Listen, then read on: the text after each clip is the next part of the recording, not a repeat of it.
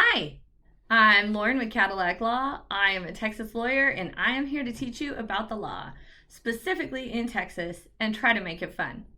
I'm not giving legal advice, and nothing in this video will make an attorney-client relationship between myself, my firm, or any of you viewers.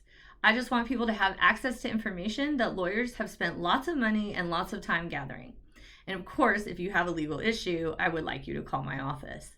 As always, before we get to the good stuff, make sure you hit subscribe. It is free. If you think I'm any funny, cool, anything's been interesting, please share. And if you have questions, please put them in the comments so that other people can learn from you, just like we did back in school. I'm trying to spread knowledge. Help me out, guys.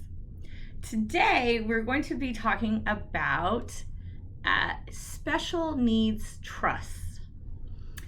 So, if you have watched my trust video, or if you haven't watched my trust video, look in the below and click on the link and go learn about trusts. Trusts are my favorite thing in the whole entire world.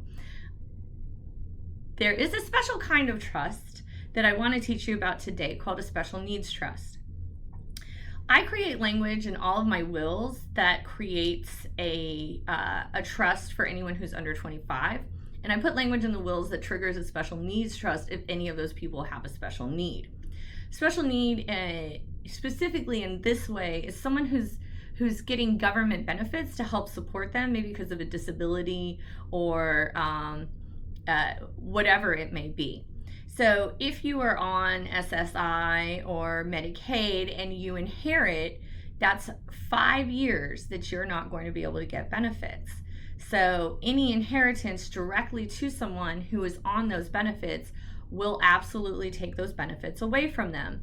And I know that nobody in the whole world sets out to have those benefits ripped out from under their child when they're passing away. So a special needs trust helps you prevent that. What it does is we create a trust, and it says this property belongs to the trust, it's being held by the trust, it is the trust property, and only the trustee will be able to manage the property. But that property can be used to the benefit of the beneficiary, the person with the special needs. And it is used to supplement anything that their benefits or government benefits are not currently covering.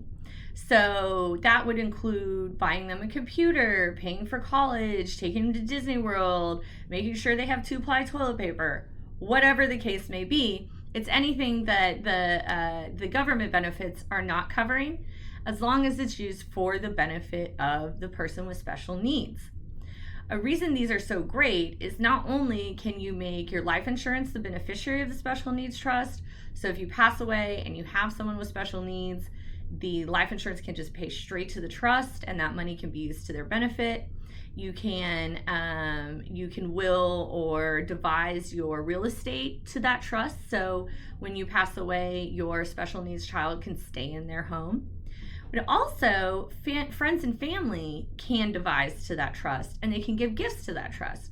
So let's say grandma and grandpa want to take your special needs child to Disneyland. Cool, thanks for the break. Also, the great experiences for the baby. If they wanted to put funds towards that, they could save them into that trust. And as long as that is used for the benefit of the person with special needs, there is not going to be an issue with losing their government benefit status.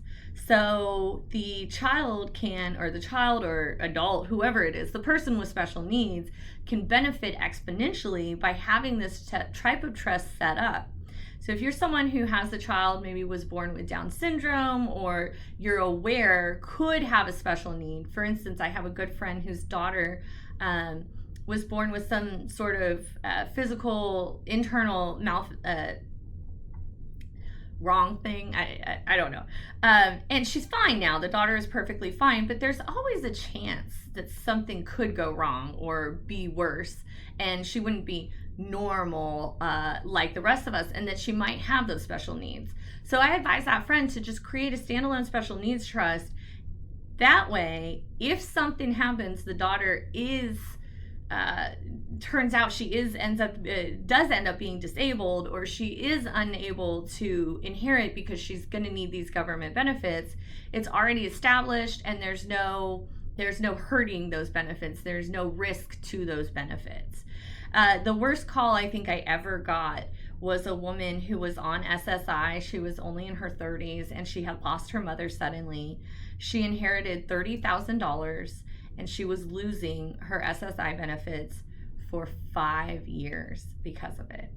$30,000 is nowhere near enough to carry that woman through 5 years, but because she now had $30,000 in her name, she was benefitless.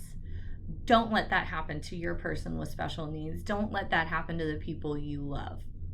If you have more questions about special needs trust, estate planning, real estate, or anything Texas law, please give my office a call at 972-845-1200. Don't forget, we'd love to see your questions in the comments section. And thank you for joining me today. I hope you have learned something. Please hit like or subscribe.